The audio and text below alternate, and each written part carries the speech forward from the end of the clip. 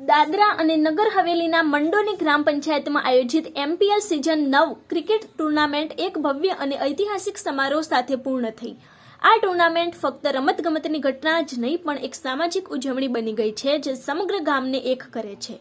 આ પ્રસંગે ખાનવેલના એસડીપીઓ શ્રી આદર્શ પટેલ, એસએચઓ શ્રીમતી છાયા ટંડેલ, એસએચઓ શ્રી ધર્મેશ દોરી અને પોલીસ વિભાગની ટીમે જીવન બચાવો અભિયાનના ભાગરૂપે ગ્રામજનો અને શાળાના વિદ્યાર્થીઓને સંબોધિત કર્યા।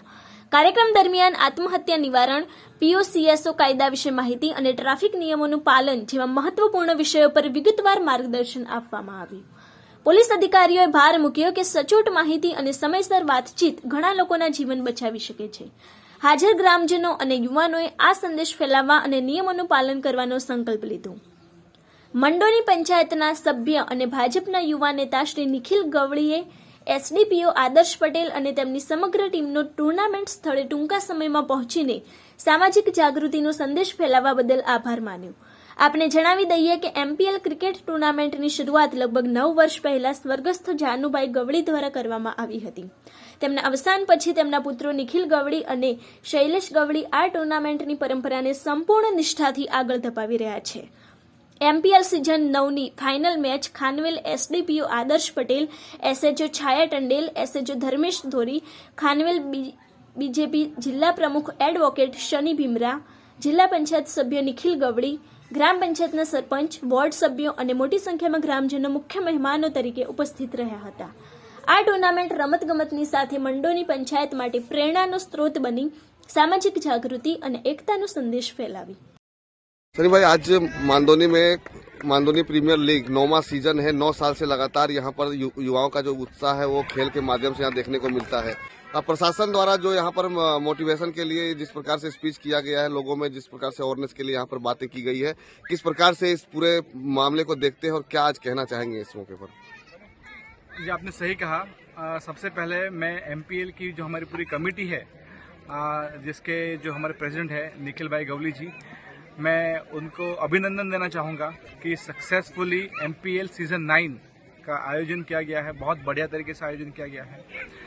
ये जो एमपीएल की जो शुरुआत है वो इनके पिताजी ने, स्वर्गीय जानूभाई गवली जी ने एक शुरुआत की थी।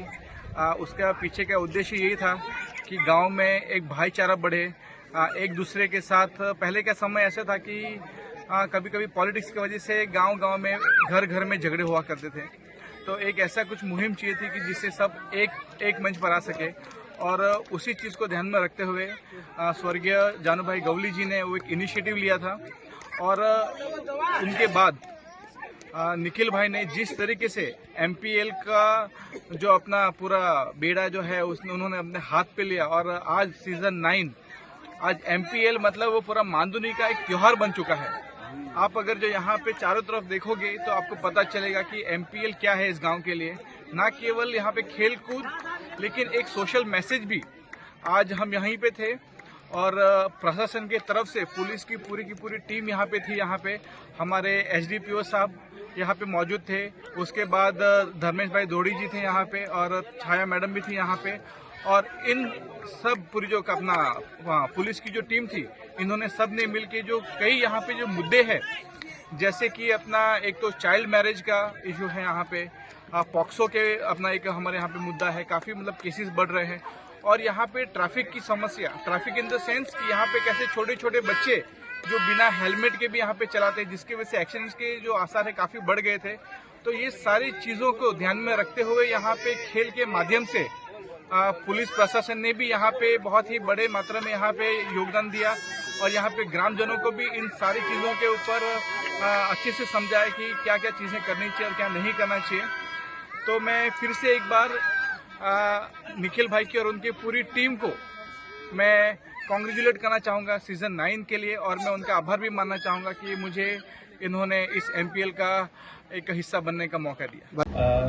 बेसिकली स्पोर्ट्स जिंदगी में बहुत इम्पोर्टेंट है। आपकी फिजिकल फिटनेस, मेंटल फिटनेस सबको मेंटेन रखने के लिए खेलना बहुत जरूरी है जिंदगी में। ये एक स्ट्रेस बस्टर का काम करता है।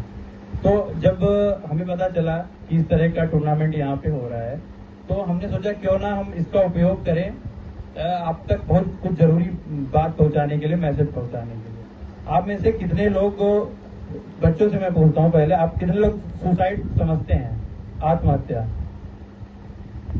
आप लोगों को कुछ आइडिया है ऐसा कुछ होता है, क्या होता है? सुना है आपने? कभी कभी सुना है किसी ने आत्महत्या कर ली, ऐसा कुछ सुना है ना?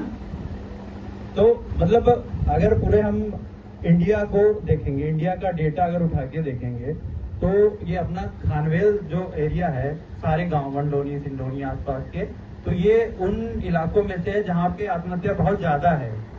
बाकी जगहों पे काफी कम है। हमारे यहाँ पे हम देखते हैं कि हर दूसरे तीसरे दिन कोई ना कोई सुसाइड, इस तरह की खबर हमारे पास आती है, तो बहुत दुख होता है उससे, है ना? क्योंकि और जब हमने इस पे स्टडी की, हम लोगों ने देखा कि क्या कारण है जिस वजह से इस तरह की चीजें हो रही हैं, तो मतलब कारण कुछ खास नहीं है। कारण ऐसे छोटे छोटे, आपस में झगड़ा हो गया, किसी का रिलेशनशिप नहीं चला, फेल हो गया, किसी के पास आर्थिक तंगी है, तो इन सब छोटे छोटे कारणों से लोग आत्महत्या कर रहे हैं। तो हमने एक प्रोग्राम आरंभ किया है, जीवन बचाओ अभियान। इसमें यह है कि हम सबसे बात करेंगे अपने पूरे क्षेत्र में, एक एक गांव में, पंचायत में, सब जाके, और आप लोगों से ये हम मैसेज पहुंचाने का प्रयास करेंगे कि मतलब जिंदगी में ऐसी कोई भी सिचुएशन नहीं आती जब आपको सुसाइड करना पड़े। कोई भी समस्या होती है तो वो आपको लगेगा कि आज वो समस्या बहुत है, ठीक है, आप के पास पैसे की कमी है, आपका परिवार में कोई समस्या, पिताजी ने डांट दिया, पर आपस में भाई बहन की लड़ाई हो गई, किसी का रिलेशनशिप फेल हो गया, कुछ टाइम के लिए लगेगा कि बहुत बड़ी समस्या, जीने का कोई मतलब नहीं है, लेकिन वास्तव में ऐसा नहीं है। वास्तव में आप देखेंगे कि कल को फिर सब ठीक हो जाना है, कोई इतना बड़ा इशू नहीं है। और जब सुसाइड कर लेते हैं तो फिर बात ही खत्म हो जाती, जिंदगी खत्म हो जाती। और एक सबसे मतलब रोचक बात यह है, जिन लोगों ने सुसाइड करने का प्रयास किया उसमें से कुछ लोग जब बचा लिए गए तो उन्होंने जिंदगी में दोबारा कभी सुसाइड करने का प्रयास नहीं किया।